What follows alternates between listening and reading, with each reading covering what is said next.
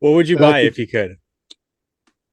uh, I'm torn because I really like the new Dodge Rams that are like completely murdered out, and then they come with the 10-hole Alcoa rims, blacked out from the factory.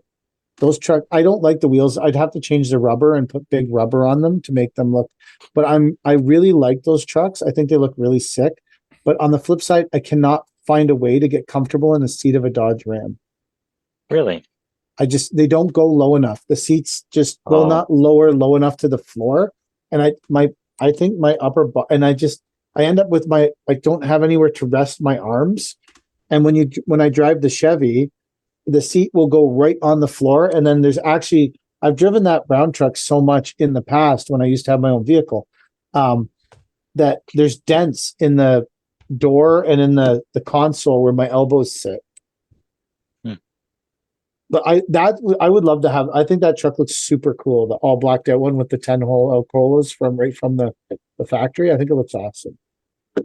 But I and I sometimes think when I'm driving around that maybe I should have a second truck just in case I need a vehicle to drive whenever my truck's getting an oil change or something like that. Isn't that But I'm why you're like, putting the that's a motor in really the Ford? stupid idea. Yeah, that would actually be, yeah, we can all That would run be the the, sickest second truck ever, bro.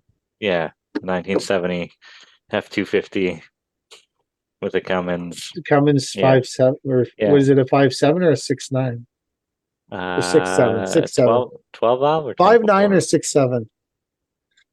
It's either a for, 5.9 or a 6.7. it would be a 5.9 would be an old motor. 5.9 would be a 12 valve or 24 Yeah, valve.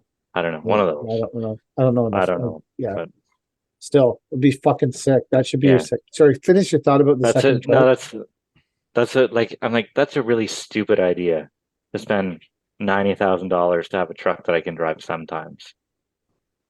Yeah, but Because couldn't you get just like a standard F or F-250 or regular cab? See, my biggest dream is to reach a point in my life when I can drive a regular cab pickup truck every day, yeah, yeah, because that's true luxury. When you That's when you know you've made it in life, when you have a regular cab pickup truck to drive every fucking day, because you don't need to be with anybody else. You can just be by yourself. yeah, Like, not, and if someone does come with you, it's one fucking motherfucker. You ain't driving around 6, 8 people. You ain't like, yeah, yeah. like that's solitary, man. That's what Yeah. that's what you need. You need That's solitary. I was listening to the podcast from last week where I was like, I don't want to talk to people. I don't want to know them. I want to drive around in pickup trucks that are 2 doors, fucking regular cab, 8 foot box. You can get a sick slip tank for them. I called my insurance, asked if I could have a slip tank. They never got back to me. Why wouldn't you be able to have one? I've heard a lot of insurance companies don't like them. They don't like the cleanup that's involved if Yeah. there's an accident, right? So, Yes. Ah, um, so I'm trying to get one, but I don't know. That's it. Maybe no news is good news. If they don't say anything and I get one, and I can say, well, I asked you and you never responded. So I wonder if that's a valid excuse for an insurance company. At what at what point would you say you've made it when you have a fuel truck? See, that's how you could justify your second truck, is to have an 8 foot box that has an 8 foot bed, and it's the fuel truck. The fuel truck. Yeah, Yes. that's when you know you're a big company, when you need your own fuel truck, like a real fuel truck. That's when you've made it.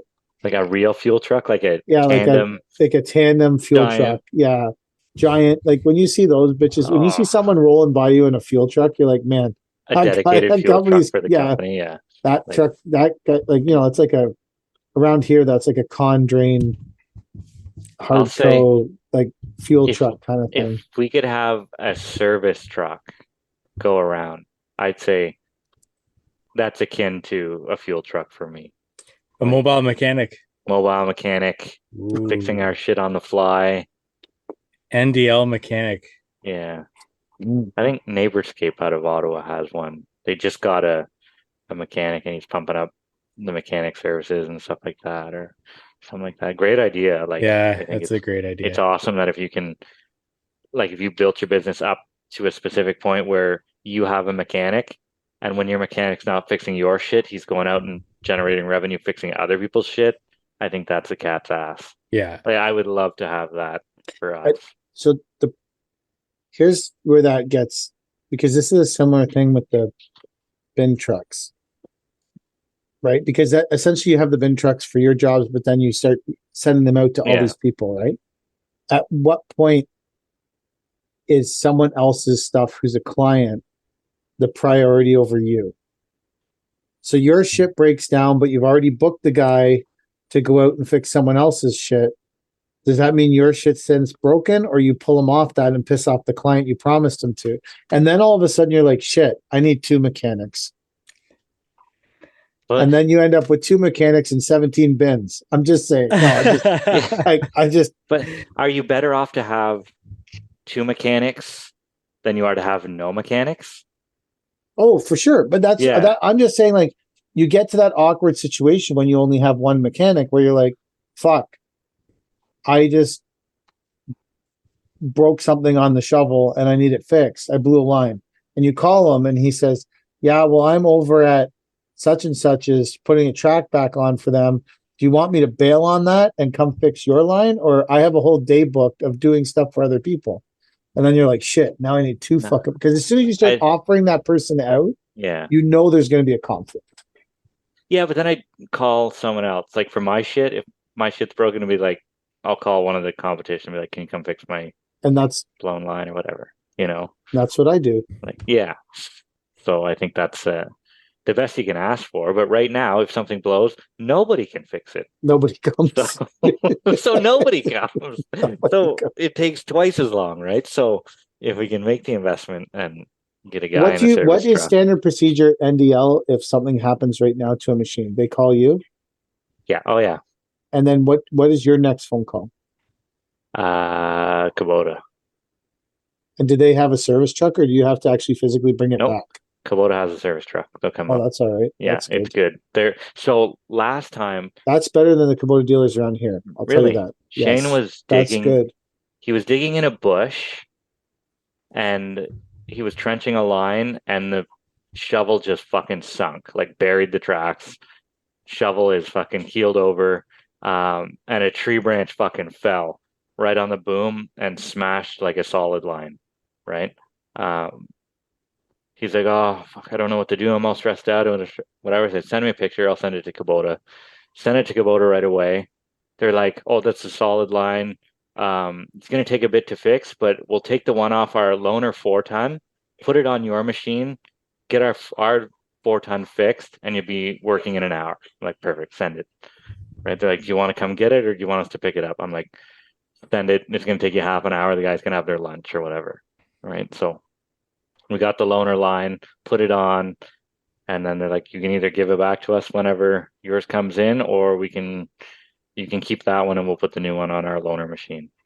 I said, well, it's on there now. Might as well stay there. Yeah, So, well, I don't give a shit about whether or not I have a used yeah, hard hydraulic line on that's I off a don't know. brand new But, machine that probably yeah. has like 40 hours on it. Like, Yeah. So I'm like, I can't say a bad thing about that's good service. Yeah, that's Yeah. good service. They're That's really great good to us. service. Yeah.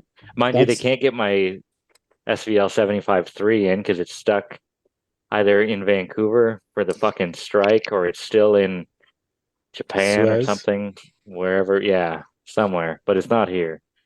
But the machines that we do have, they'll take care of us for. that's good though. Yeah. Because standard procedure for me is to call Brad.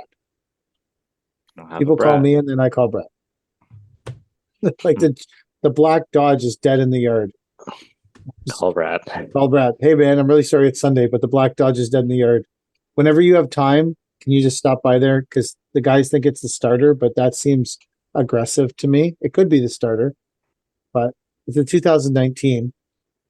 I bet the starter for that truck's probably $1,000 fucking bucks.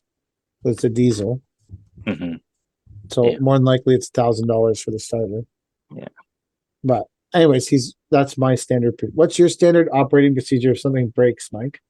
I call the rental company and they come fix it. What if it's one of your trucks? Oh, I call a tow truck. Yeah. That Where happens. does it go? Like that's what like where Goes what's to the your closest mechanic to me. The so you closest just one. You don't you have just one of your Google own, like you just Google closest mechanic. Yeah, closest mechanic. That seems like a reasonable. Well, because a lot of my work is in Kitchener, right? So like I've got a Really? I mechanic never here in did. We talked Toronto. about that before. What's that? That's true. Oh yeah. Yeah. So I've got a mechanic here in Toronto that I trust, but it's not like my truck waits for me to break at the most opportune time. Yeah. So Don't you have two trucks though? yeah. So then I just use the other one. So if you have two, see, Mike is living the Chad lifestyle. yeah. This That's is a dream of mine. your dream lifestyle. Mike's already living it. He's got two Yeah. trucks. Yeah. If you could buy one thing right now for your company, what would you buy? You can only buy one thing. If Me? someone said they were going to give, well, anyway, the Yeah. two of you, and then I'll answer it too. But it's like, but do you want me to answer first? Because I obviously had this in my mind already. I was driving I home know. today, and I was like, I desperately want to get a bulldozer for our company. That's my new goal. I have other goals. It's shoving the other goals back the because I feel Minotaur? like, no, like a real dozer. Like a Cat D3 or a John Deere 550D or something. Yeah, That's what, are we dreaming here, or is this like something that we no, need no, for the no. company? That's what I think we need, and I'm going to pursue it. Like, Really? it's not like just like, oh, I wish I had a 40-ton excavator. That would be super fun. But no, I was more like saying like, this is something that I think we need, that we need to get, that we need to prioritize, that we need to make happen as soon as possible. We need to get a dozer in our. I feel like it's going to go push us to go where we want to go. You know what you get, Mike? Yeah, I think mine's just super easy. It's just a mini skid steer. That'd be the next Really? logical purchase. Yeah. A mammoth. A mammoth? No. No, I don't know. Not a I don't know mammoth? what I would buy. I've got no brand loyalty. Until somebody sponsors the Not Our Finest Hour podcast. Mm. I ran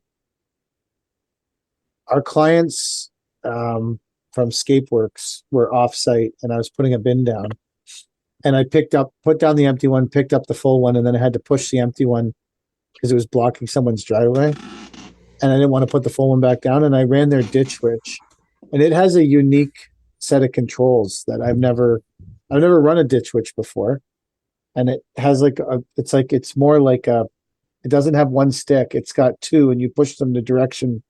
Have you guys ever run a ditch witch? It was interesting. It was different. No, I've I seen liked it.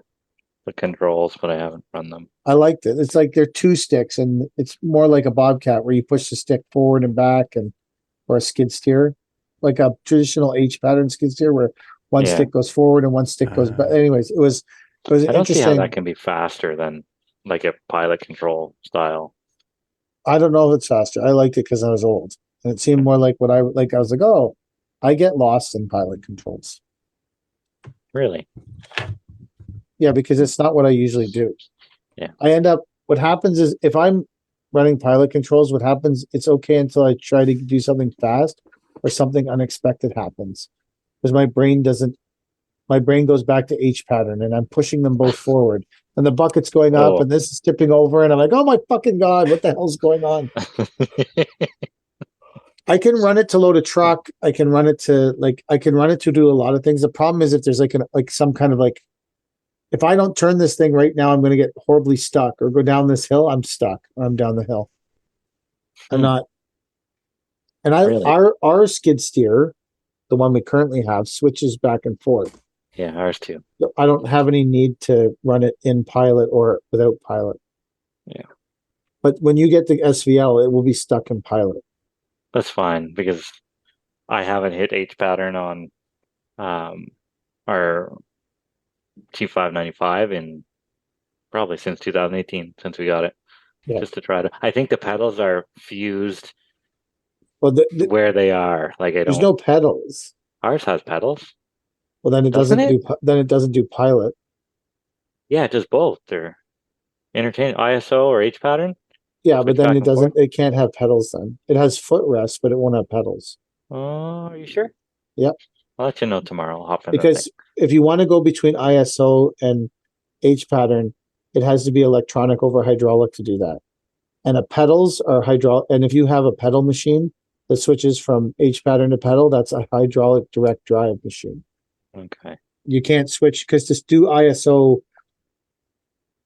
to do All like I and know the is that nobody changes it anymore. yeah, everyone uses ISO or Pilot. I'm like the only person I know that still runs HPAT. Yeah. I learned on that But back in the I'm day. the only person I know that's 50 and still doing this for a living. So there's that too. Chad, what would you buy? I'm torn between. I would really love to get rid of the water truck and have a tandem hook lift. That could be a dump truck one day and water truck the next day. I feel like we could really use that. I just don't want to spend um, 300 grand to do that right now.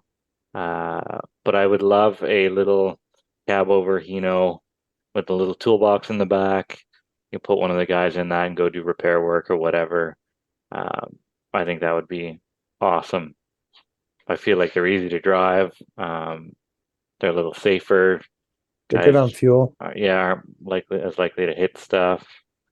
Um, They're very that would, reliable by all accounts too. yeah, I think when our Fords are done, we're gonna do all cab overs, like all cab over Hinos or something like that. I think it's a. The only thing is they won't tow as much.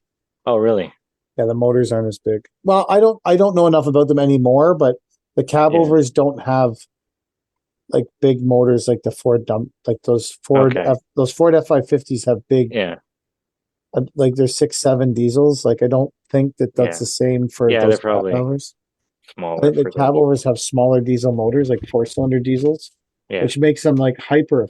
Like you want to haul 3-4 yards of gravel around and Right. just Yeah. drive around the city. But if you want to tow an SVL 75-3, I don't know if that's the right.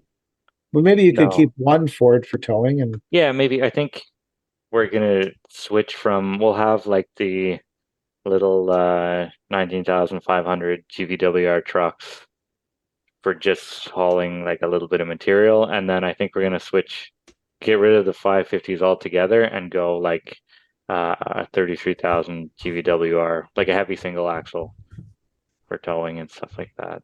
yeah, Maybe those seem to be good for us. like Freightliner or Yeah, not necessarily a Freightliner, but like International makes a nice one. And yeah.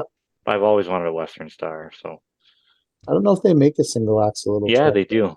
Oh, do they? Yeah, I I've never. saw one GIP, Green Infrastructure Partnership for. Do you guys have that down there? Yeah, we do. Yeah. GIP? It's Yeah. everywhere. Anyway, Yeah, yeah, so because they've they got bought this. Cocoa Paving. Yeah, they want cocoa, right? So Yeah, they've got this weird color scheme going on down here where they have all these maroon trucks yeah. with this bright green Here, writing on here them, all and the it Cocoa looks, Paving trucks are bright red. yeah, And they all well, have green it GIP it looks fluorescent fucking green terrible, stickers but on them. I Yeah. mean, uh, But when I you get in gotta, the city, all the GIP stuff is green with black, that green with black fenders. yeah, their garbage division is that here, and they have a lot of white and green here, but some of these trucks with the maroon and violent green, it clashes, but maybe that's what keeps you noticing them. I don't know.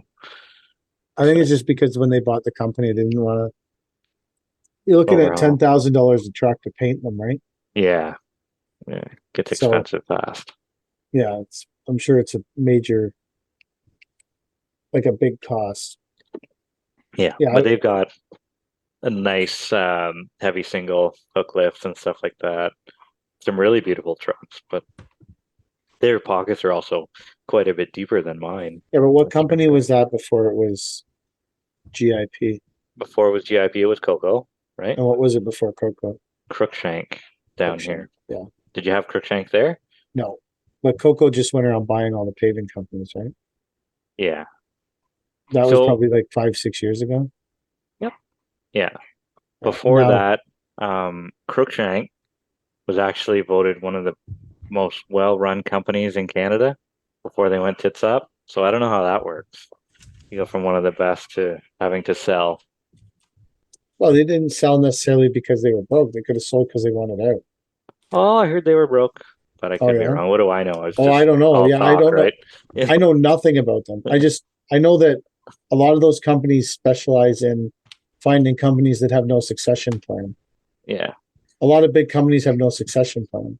So they specialize in finding those companies and then going and buying them and then Yeah. converting them all into one big, and it's just basically driving around looking for companies with no succession plan and buying them up, which is the dream of every single. Absolutely. Yeah.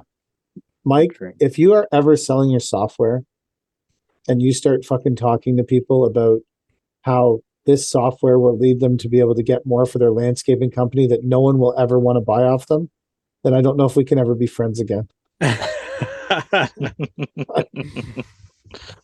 That's Like, no one buys landscaping. Like 1 out of every 500 lands. It's easier to be an NHL hockey player than it is to sell off your fucking landscaping company for like at the end of it. Like if your dream or goal is to sell off your landscaping company, then you should start a dream of becoming a professional sports athlete because you have a better motherfucking chance of that.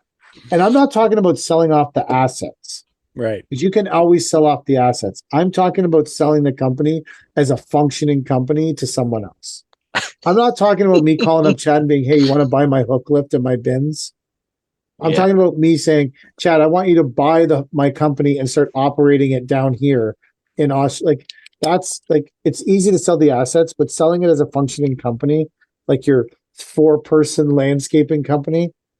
There's a lot of these software companies sell the dream. Hey man, you got yourself and 3 guys working for you. One day someone's going to pay you $2 million for your fucking landscaping company. If you just get my fucking software, man. Like it's fucking bullshit. You got a better shot of fucking becoming a NBA star. Me, a 50-year-old fat white guy has a better chance of becoming an NBA star than I do of selling off Paver King to someone for more than what the fucking assets are. Guess I'll delete my next blog post. Just kidding. Now the people are going to send me DMs. I sold my company successfully. You don't know what the fuck you're talking about. Like, yeah, bro, but there's like 5,000 companies. Like, well, the one owner of the bigger software in the industry sold his company. Yeah, in Toronto. Let's talk about that deeply one day. Let's have a deep conversation about that one day. Today is not that day, but I think I might want to consult with a lawyer. We'll have a deep conversation about that. Oh, I see. Yeah, that might be the end of the podcast. But like, that's the thing. Like, did it get sold for more than the assets or more than the existing contracts? Right. That's like, if you just sold it for the assets and the existing contracts, then like, what the fuck did the software do for you? Yeah. That's what I'm saying. Like, what does it do for like what? Like, it's not making it more sellable. Like, if someone bought some contracts off you, or bought some equipment off you, that's not buying the company. Like, that's not buying the company in a functioning role. Like, to me, maybe it is. I'm not good at that kind of stuff. So I'd be interested in how many percentage of landscape companies end up selling for more than their asset value. So they're being sold for their systems and processes, their employees, and all that.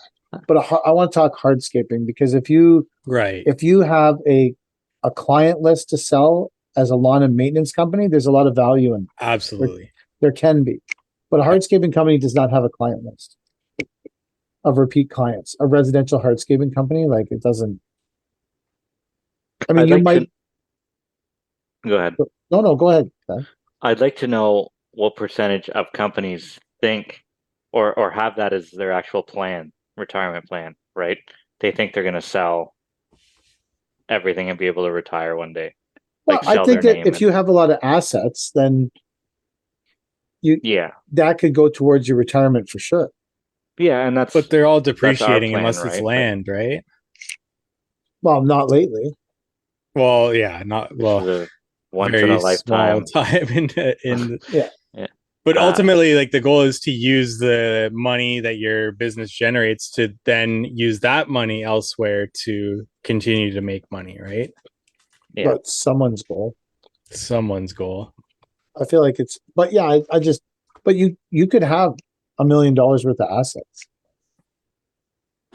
It's not that. pretty easily in a it's very landscaping easy. company. Yeah.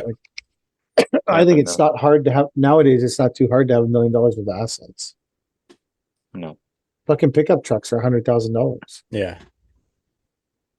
And Mike's got 2 of them. But they depreciate really fast. Well, not like you said, not recently, but But that also depends what pickup trucks they are. Because yeah, I would argue that Chad's F550s, even in a normal market, are not depreciating as fast as someone's 1500 pickup truck. right.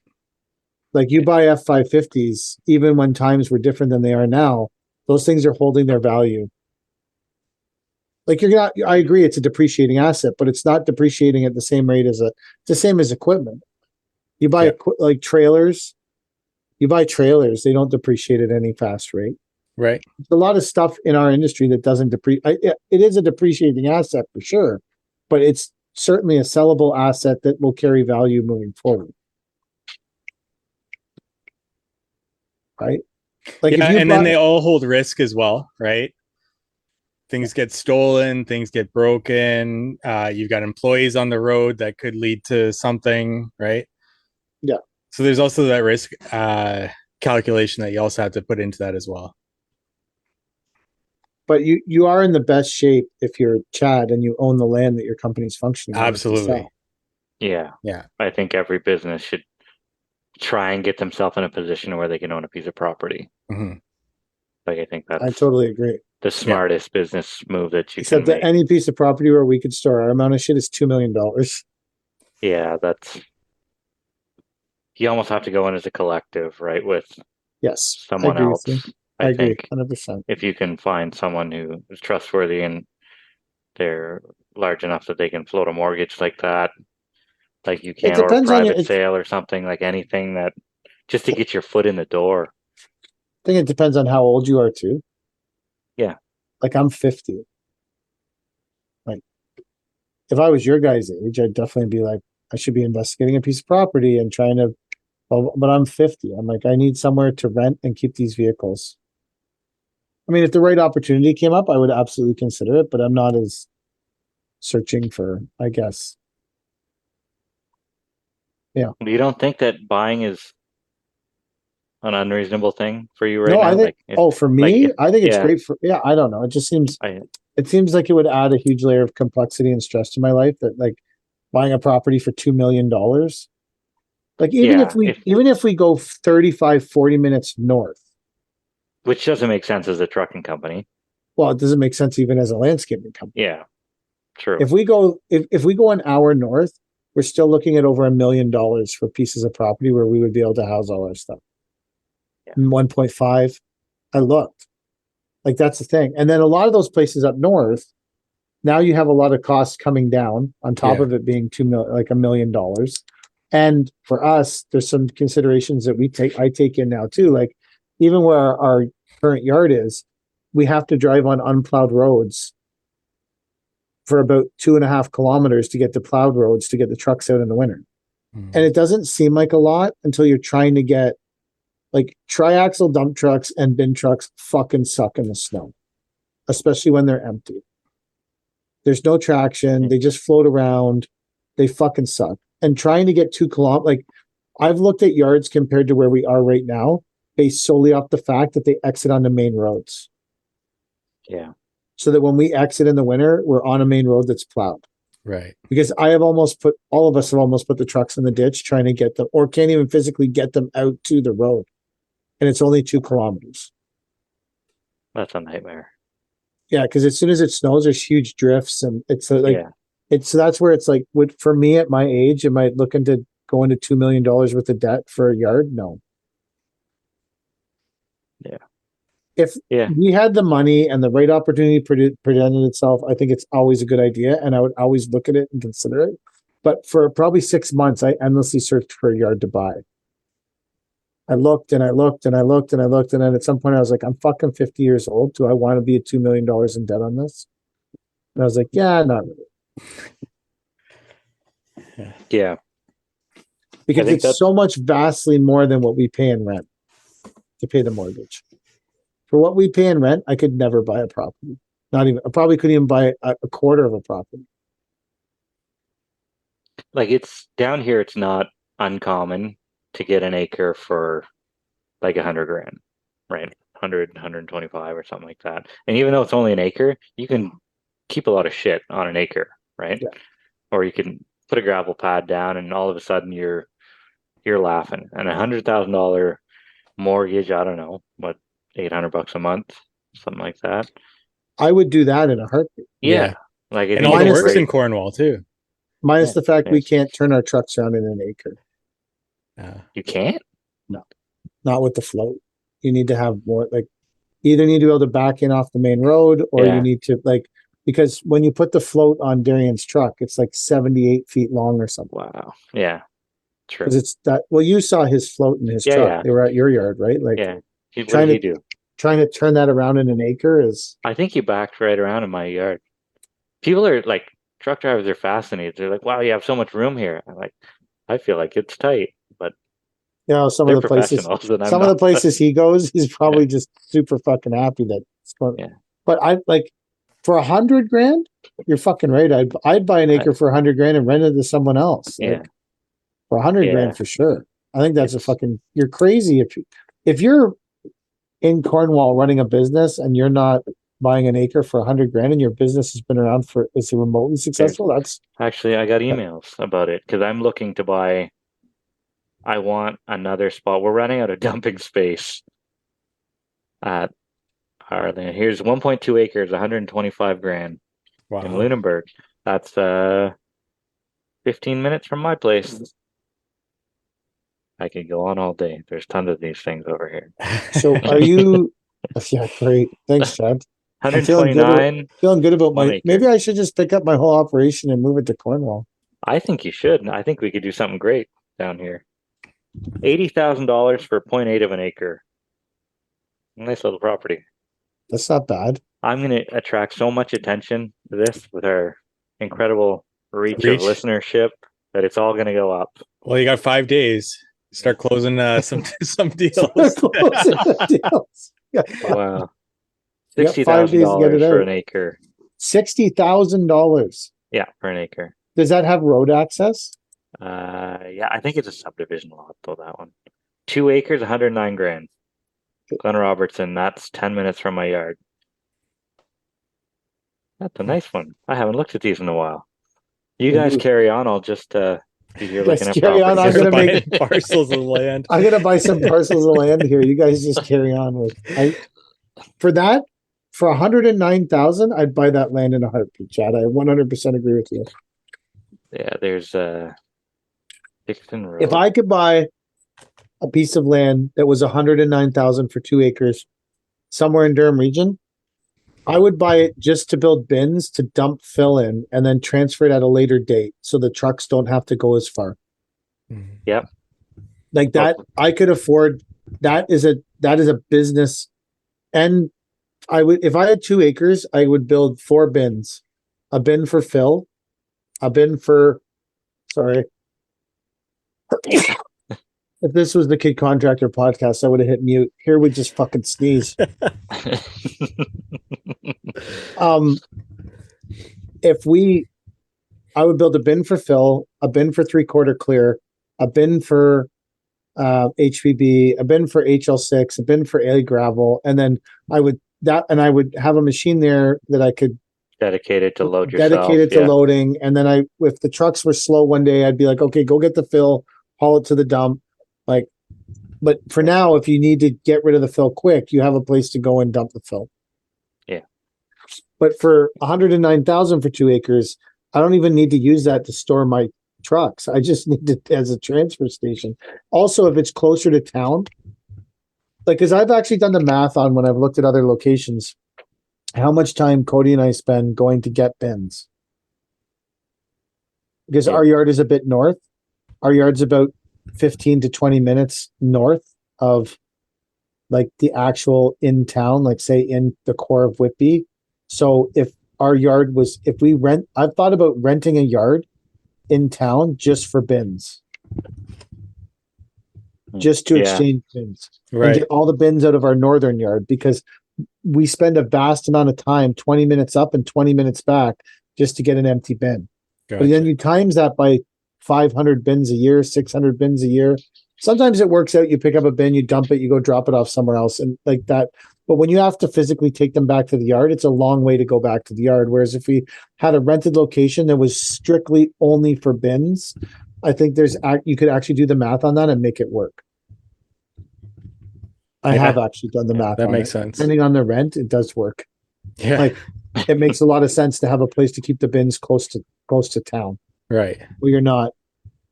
But then I don't need it all year.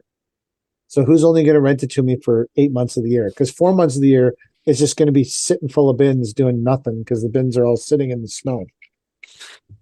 So then now you have to do enough bins out of it to justify the 4 months you pay for it when you don't do any bins. Right. Yeah. Which makes it hard. It gets hard. The whole thing becomes more difficult, I guess, or it becomes more mind-boggling math than I want to do. If someone had a software program that did calculations, maybe That'd be useful. it might be useful to calculate. You need a bin software, Mike. That's Maybe that's a ways separate away. add-on. Yeah. That's as an aggressive An add-on. add-on software. Bin software is an aggressive add-on. So, anyways, I feel like that's a good episode. I think that's it, guys. Yeah, I'm good with that. this is the end of. Well, Chad's good with it. We know that this is now the end. We got the chat We didn't have approval. a Caleb's Corner this week, but we'll just say treat others as you want to be treated, and that's the Caleb's Corner for this week. We snuck it in there right And at the don't end. overfill the bin. And don't overfill the bin, and you find out what happens. Yeah. That bin was ridiculously overfilled in that video. Come on. That It was. was. And if Chrissy doesn't know who you are, make sure you engage in a war with her, because and that's the end of the episode right there. Don't tell her who I am. I will not. I'm gonna pick at her some more. Oh some yeah, other stuff. go hard at her. She will, yeah. And I guarantee she doesn't listen to this, so she will never know who you are. What does she listen to in the trucks at work? Country music That's fair. or like dance hall.